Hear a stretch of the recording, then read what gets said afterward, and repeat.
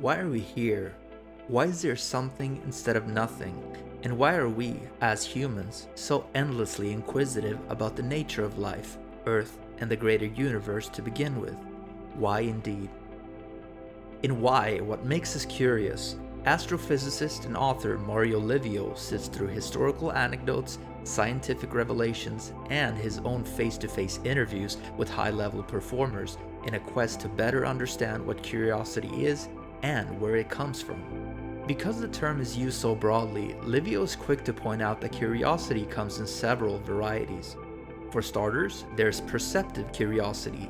This, the perhaps most universal type, is the human propensity to notice anything that stands out from what we're accustomed to as making up our daily lives, that is, an anomaly or outlier. Consider a four-leaf clover in the midst of your front lawn, or think of a vehicular license plate that just so happens to spell out a legible word. Since perceptive curiosity is sensory and instinctual, it is rather clean-cut and straightforward. Next up, there's epistemic curiosity. Here, our curiosity stems not from picking up on features because they stand out from our usual experience, but from a craving for knowledge. Whereas some types of curiosity may taper off with age, the lust for learning is one that seems to stay with us until the very end of our lives. Unsurprisingly, epistemic curiosity is perhaps more pronounced in academia than anywhere else, as it is there that researchers conduct probing studies about the nature of existence and where ravenous students come to satisfy their intellectual hunger. Specific curiosity is exercised anytime you fill out a crossword puzzle or watch a movie.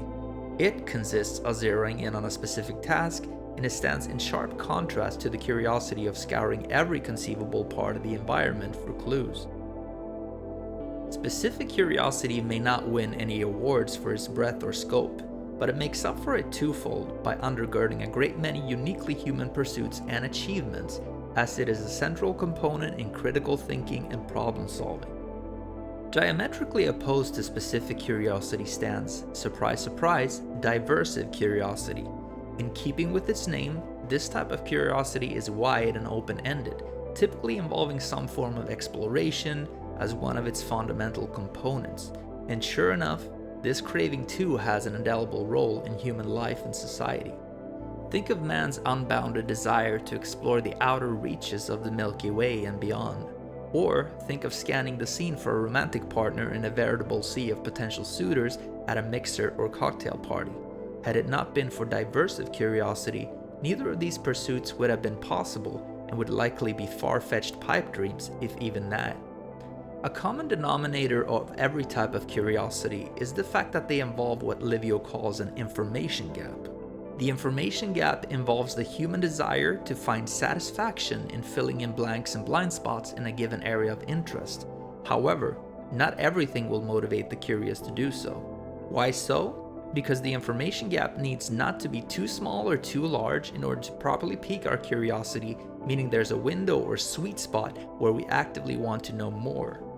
To illustrate this, consider two examples that reside at opposite ends of the information gap.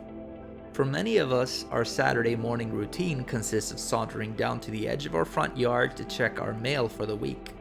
No doubt there will be at least a letter or two that we aren't expecting, which could potentially spark our curiosity. But unless we're actively anticipating something outside of the ordinary, something different than tired advertisements and tedious bank statements, odds are we aren't exactly holding our breath to find out what's in our mailbox. In other words, our information gap is too small to get excited about or fearful of what's waiting around the bend. Now suppose you're an aspiring programmer trying your hand at HTML, one of the most basic programming languages. You've just started practicing your craft, but already have hopes about making a living coding one day. As it happens, you're struggling quite a bit with programming, but determined to improve your skill, you keep going best as you can. That is, until a coding acquaintance of yours convinces you to start practicing Java, C++, and other more advanced but convoluted programming languages. Because the information gap in this scenario is too large, your first instinct isn't exactly to get curious about the challenge ahead of you.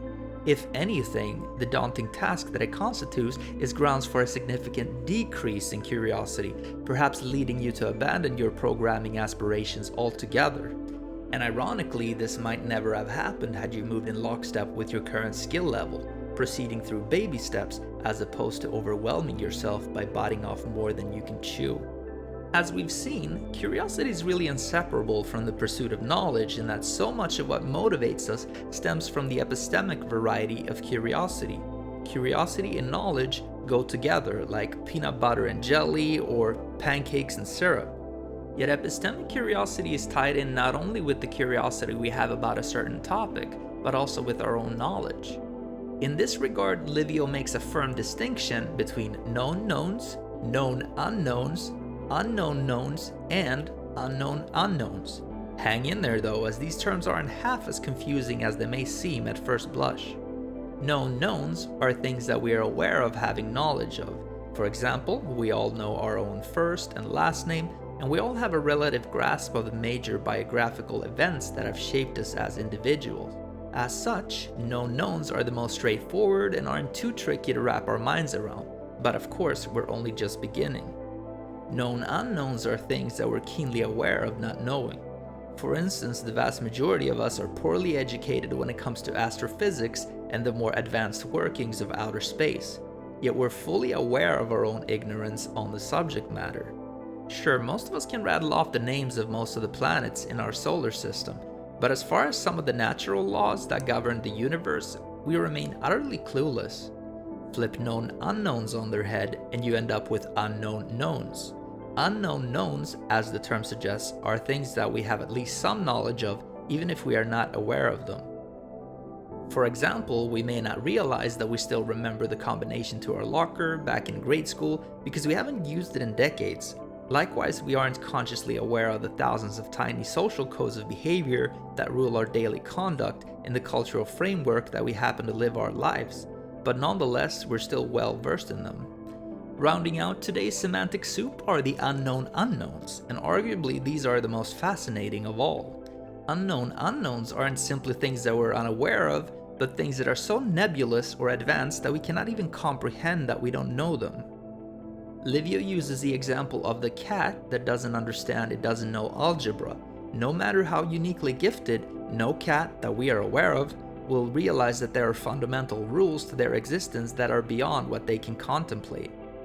Scaling this up to the human level, this realization begs the question how many aspects of life are staring the human species straight in the face, yet are out of grasp for us because we simply do not have the perspicacity required to pick up on them, let alone address them. Curiosity drives us to expand the envelope of our collective knowledge. This happens in the sciences, in the arts, and in other areas of human development. Yet the greatest questions of all we may forever be blissfully unaware of, how to even pose, as they may just as well be in a foreign dimension. Lucky then that today's featured author manages to convey the complexity of human ignorance, curiosity, and thirst for knowledge in a way that even the layperson can understand. Usually when an author is as astute as Livio at explaining their thoughts on a subject matter, it seems, they have a single-minded focus on the craft of writing. Weaving together hardline facts with creative storytelling isn't child's play. Yet in the case of Livio, primarily being an astrophysicist seems not to have adversely affected his ability to write. If anything, his skill in expressing himself is on par with many authors solely dedicated to the task of writing. Indeed, one may even concede that his ability is superior to many of them, juggling scientific inquiry with literary prose without either area of specialization incurring any noticeable losses. No matter what you've learned about curiosity from Why, What Makes Us Curious, a well-rounded talent like Livio's should be ample reason for anyone that's on the fence to seek out one of his many other works. God knows I, for one, certainly will.